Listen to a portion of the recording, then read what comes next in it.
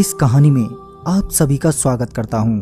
अगर आप इस चैनल पर नए हैं तो सब्सक्राइब करना ना भूलें और साथ ही बेल आइकन को भी जरूर दबाएं ताकि आपको नई वीडियो की नोटिफिकेशन जल्द ही मिल जाए। तो चलिए बढ़ते हैं इस कहानी की ओर। दोस्तों, मोहन गर्मियों की छुट्टी बिताने के लिए अपनी नानी के घर जाने का प्लान बनाता है। मोहन को शहर की भीड़-भाड़ और तंग गलियों से गांव की हरियाली, खुलापन ज्यादा पसंद था।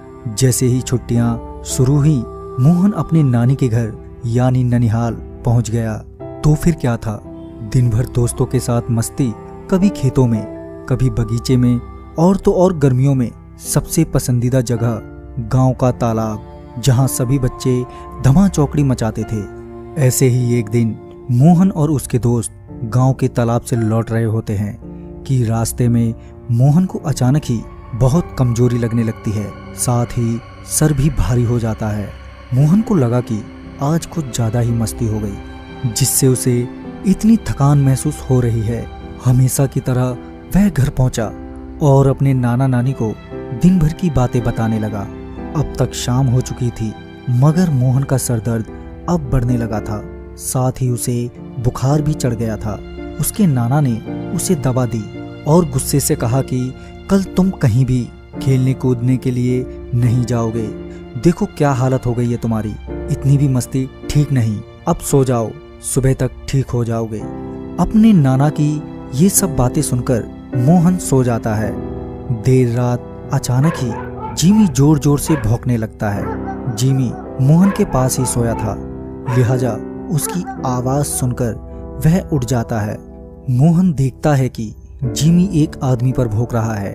नींद में होने के कारण पहले तो मोहन को वो एक आदमी ही नजर आता है, फिर जब वो उसे ध्यान से देखता है तो उसके होश उड़ जाते हैं, क्योंकि वो कोई इंसान नहीं बल्कि एक प्रेत था, जो कि जमीन से कुछ ऊपर हवा में खड़ा था और मोहन को अपनी ओर बुलाने का इशारा भी कर रहा था। यह सब देखकर मोहन एकदम सहम गया। वो अपनी जगह से हिल ही नहीं पा रहा था कि तभी जिमी के लगातार भौंकने से उसके नाना नानी भी जाग जाते हैं। जब उसके नाना जी मोहन के पास पहुंचे तो देखा कि मोहन बहुत ही घबराया हुआ है और डर से कांप रहा है। जब नाना जी ने उसे हाथ लगाया तो पाया कि उसका शरीर एकदम ठंडा हो गया है। वो पूछते हैं, क्या हुआ तुम्हें? तुम इतना डरे हुए क्यों हो और ये जिमी इतना क्यों भौंक रहा है? तभी मोहन ने सारी बात बताई।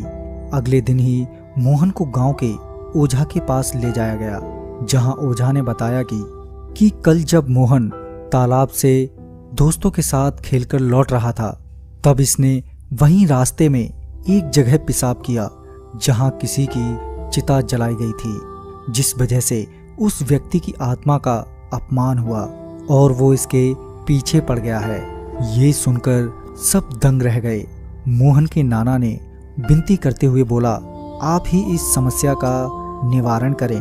तभी ओझा ने एक अभिमंत्रित ताबीज देते हुए कहा, ये ताबीज धारण कर लो और फिलहाल कुछ दिनों के लिए यहाँ से चले जाओ। कुछ समय बाद सब ठीक हो जाएगा। मोहन ने ताबीज धारण कर लिया, साथ ही शाम की गाड़ी से वो अपने घर लौट आया। दोस्तों कहते हैं कि अगर हमें अनजानी जगह पर पेशाब आ जाए तो पेशाब करने से पहले खांसना या मठारना चाहिए, ताकि अगर कोई अदृश्य शक्ति वहां मौजूद हो तो वो वहां से दूर हट जाए। तो दोस्तों इस वीडियो में बस इतना ही।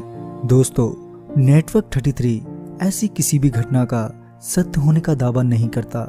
दर्शकों से हमारी अपील है कि सिर्फ आप इसे मनोरंजन की दृष्टि से ही देखें। जल्द ही मिलता हूँ, तब तक के लिए बाय, टेक केयर।